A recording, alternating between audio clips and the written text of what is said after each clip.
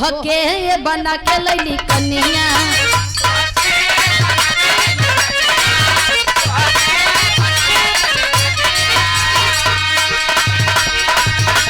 झेले खातिर करे रे सनिया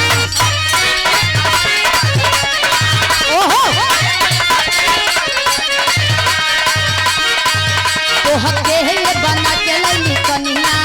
काहे झेले खातिर करे सनिया हम हमरे लमाना बा काहे बैंक में रखाई जवनिया धन हमरे लमाना बा काहे बैंक में रखाई जवनिया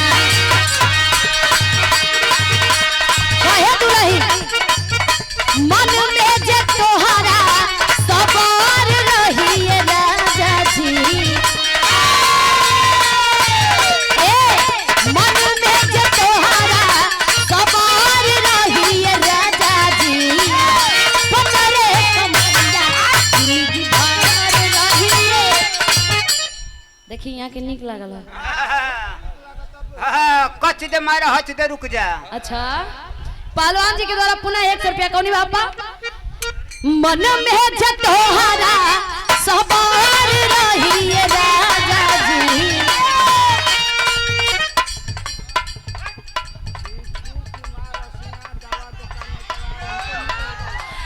चीकू कुमार जी रसिया दवा दुकान तवार उनके मित्र अच्छा निक लागल हो उनके तरफ से 100 रुपया बहुत बहुत प्रणाम बा काहे का मन में जे तोहरा सवार रही राजा जी मन में जे तोहरा सवार रही राजा जी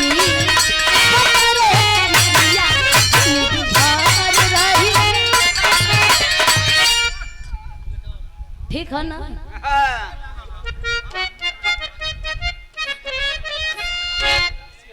अच्छा इसके बाद वाला लगा रही तब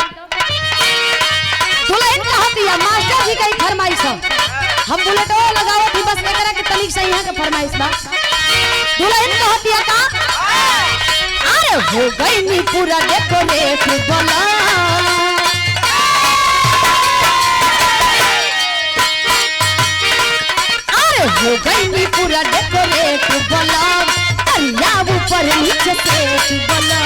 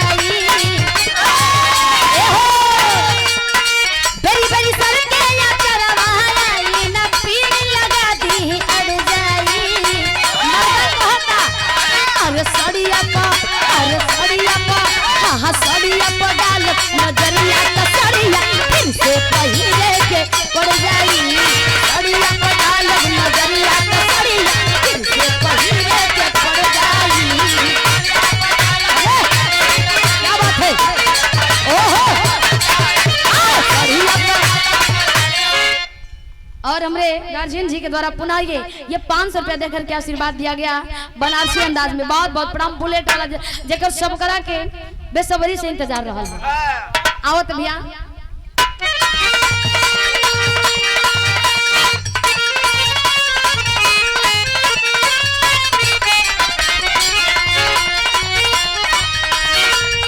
गाना के बिट्टू विद्यार्थी जी लिखली विजय चौहान भैया अपने आवाज में बोले रहे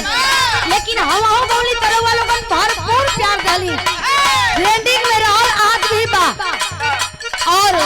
राजा जाम के चक्कर में बदनाम हो जी बस शिल्पी दी का गावल गाना हम बोले बनी इहो कई दिन से ट्रेंडिंग में बा इंस्टाग्राम पर ये आप लोगों का स्नेह बा वो लड़का कहे का हमारा बुलेटवा पर कहियो बैठ के सता देखी ना ओहो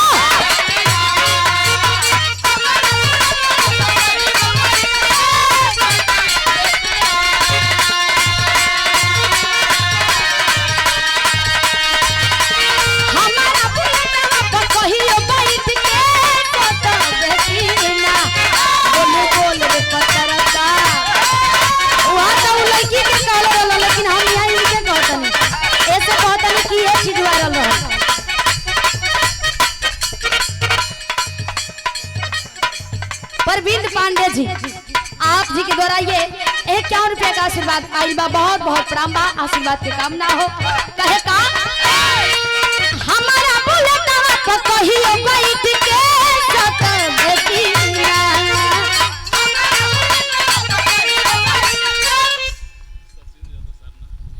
सचिन यादव जी, अच्छा सरना से यही बगल में बा, ई 200 रुपया दे के आशीर्वाद दिले बानी, बहुत बहुत प्रणाम बा, आशीर्वाद के कामना बा। आज लागत है कि मन बनारस में बानी जा, ऐसा नहीं लगता बा। हमारा बुलेटवा पर कहियो बैठ के सत बेटिया, बोल बोल रे पतरका, बोल बोल रे पतरका, हमारा से पोत देखिना। और वादा पूरा हो गया लो, सपना पूरा हो जाए। कमेटी के वरिष्ठ अधिकारी हैं आप गार्जियन जी के द्वारा यह 200 रुपया पुनः ए बुलेट वाला गाना पर बहुत बहुत प्रणाम। एक बात और कहे का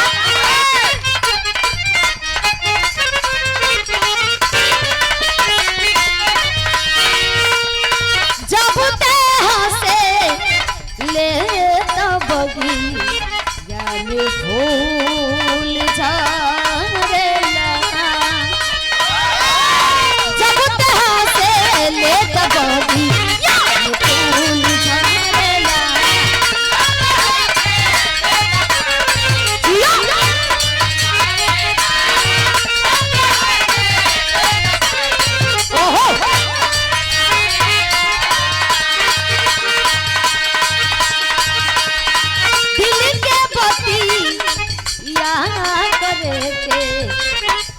मुना भैया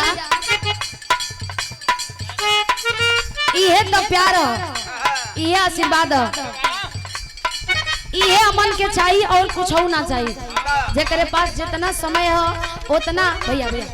उतना समय दे के आप लोग हमन के प्यार करत हैं, आशीर्वाद देते हैं, इहे काफी है। और ये माँ याचरी Bhavani Yadav crane JCB service पता ऑल बिहार, सभी प्रकार के कार्य हेतु 24 घंटा क्रेन सेवा उपलब्ध है। भैया के यहाँ हमारे बड़े भैया संतोष यादव जी प्रोप्राइटर हैं, आपके द्वारा ये सुंदर 100 रुपया देकर के आशीर्वाद दिया के लिए बहुत बहुत प्रणाम बा, आशीर्वाद के कामना बा। कहे का जब ते हासे ले कबही याद फूल झारेला,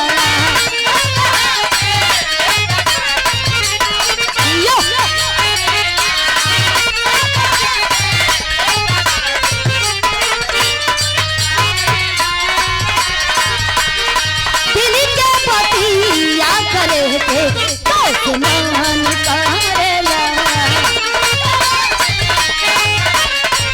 स्नान करेला।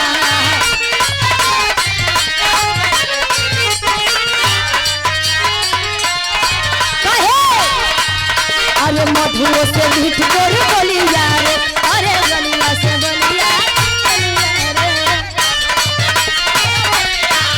अरे गलिया से बोलिया,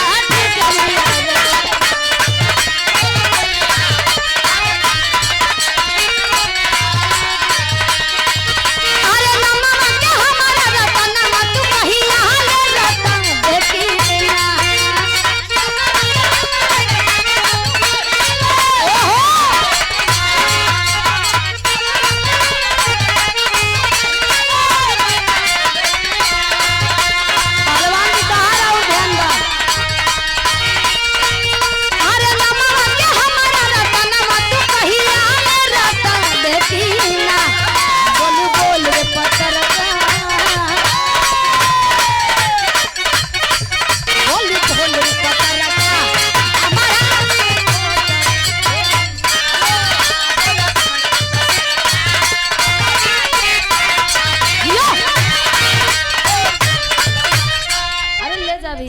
पांडे जी का